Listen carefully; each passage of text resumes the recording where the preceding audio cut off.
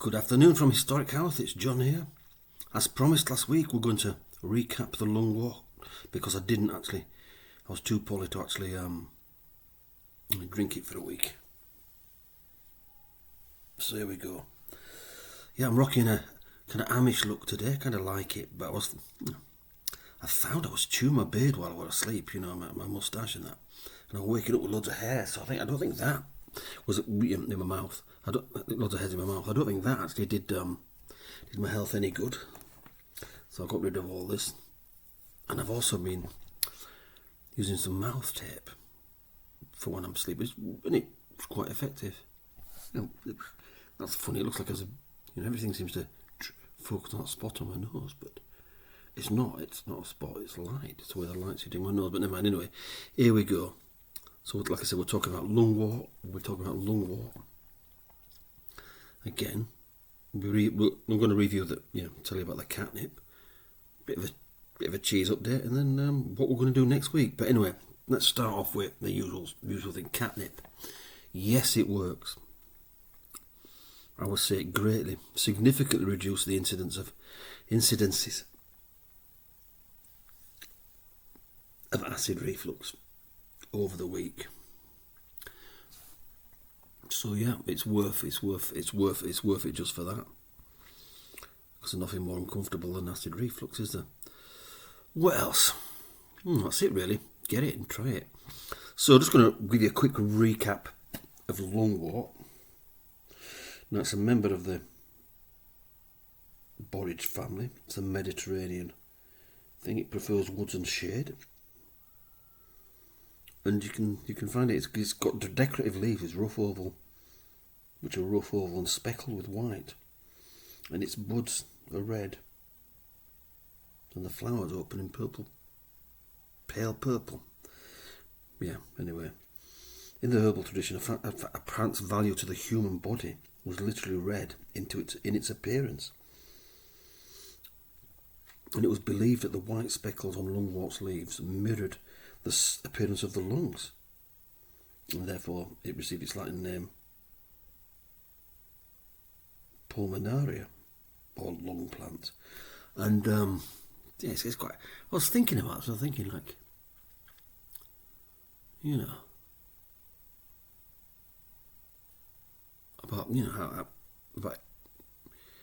how do they know what lungs like?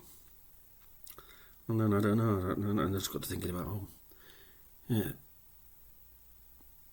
the pre-industrial times, how brutal, how absolutely brutal warfare was. It was up close and personal, and you could, you'd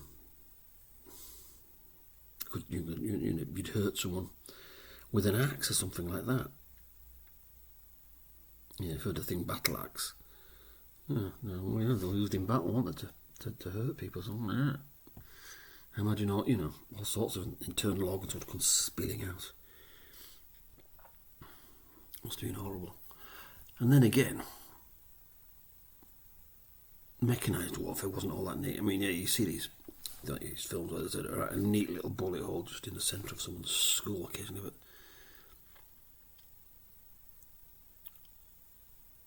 it was really about, wasn't it? Damaging human bodies. It's always been about damaging human bodies. I've never been able to work out. It's a complicated equation. I've never been able to work out the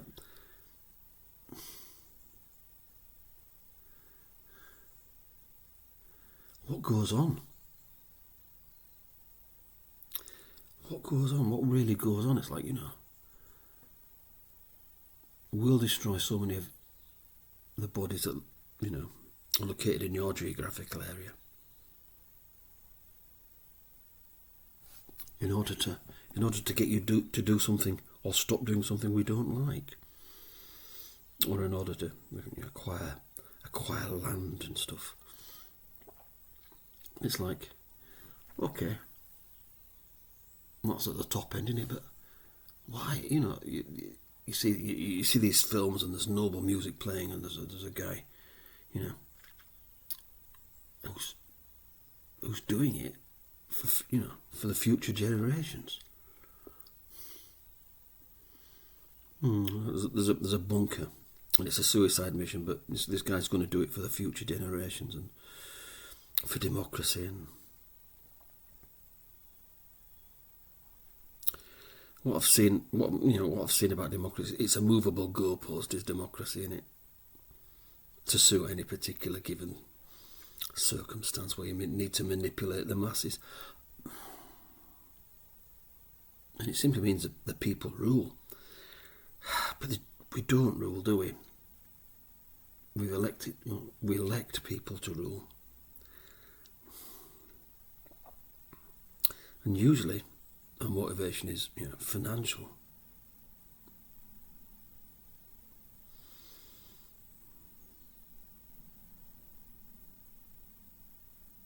Seems to me, anyway.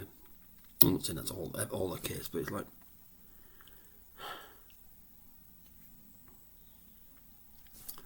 yeah.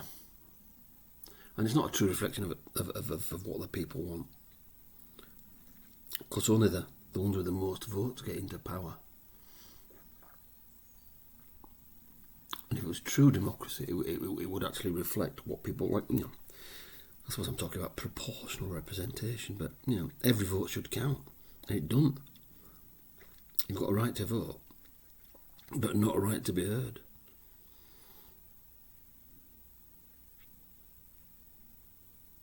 But anyway, I'm just rambling about stuff. But just think about war, really. It gets me really cross sometimes when it's all about, we're going to send so many billions to billions, we're talking, to the Ukraine, and we're going to help Israel defend its right to defend itself and all that kind of stuff. It's like, honestly, I don't want my taxes spent on weapons. And there's people suffering here.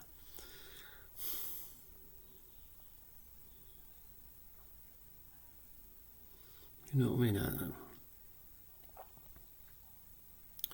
There's so much suffering going on, and yet we're led to believe that it's more important to have weapons to defend ourselves. And sometimes you just think, are these threats that they tell us about exaggerated?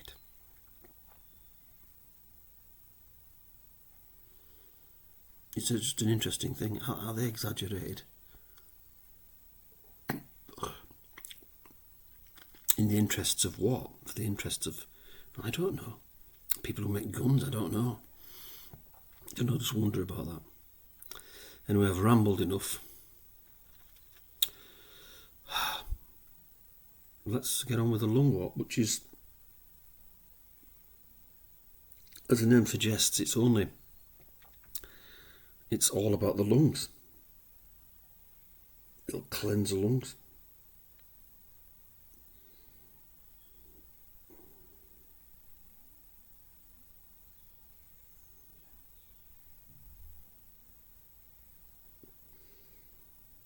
It can ease lung disorders, allergies, asthma, bronchitis, shortness of breath, wheezing, lingering respiratory infections, repetitive coughs and colds.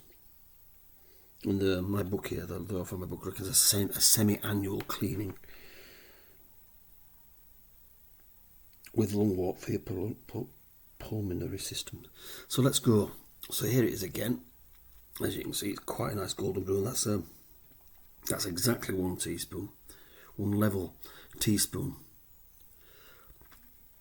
of tea. 3 minutes, 4 minutes, 5 minutes, maybe. Not. Yeah. I'm going to give it.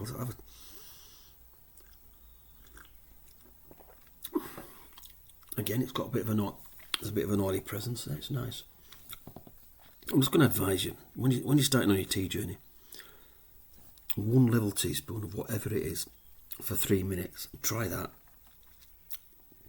If it's not strong enough or not, you don't think it's enough of the herb or whatever it is, the healing stuff's come out or whatever, or it's not infused long enough, up it slowly by a minute Don't increase the dose. Just increase the time first. That's my advice.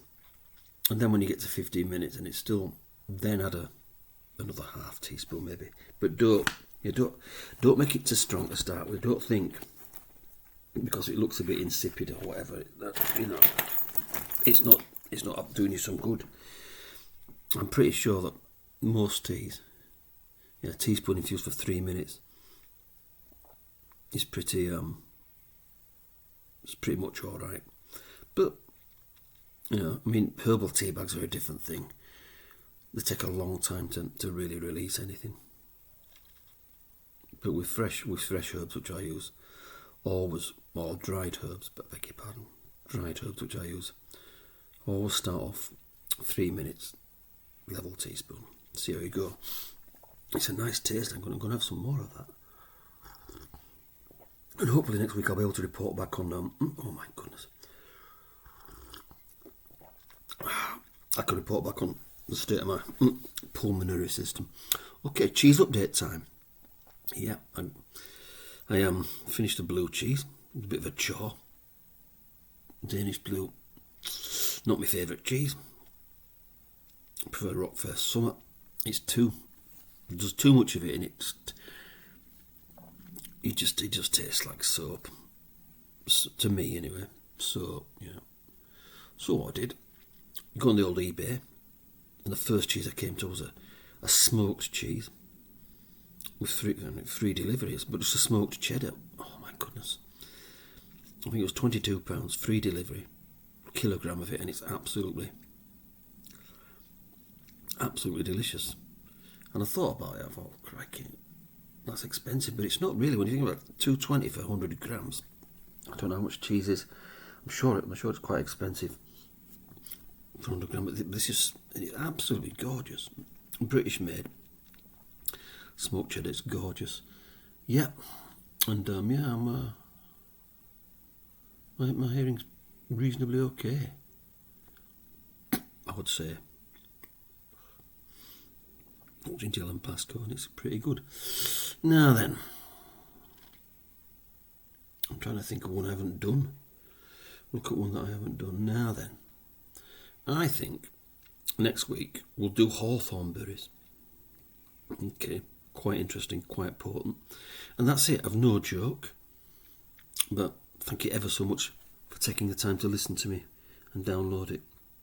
Or watch this, whatever it is. But thank you very much. I appreciate it. Every single one of you. Cheers.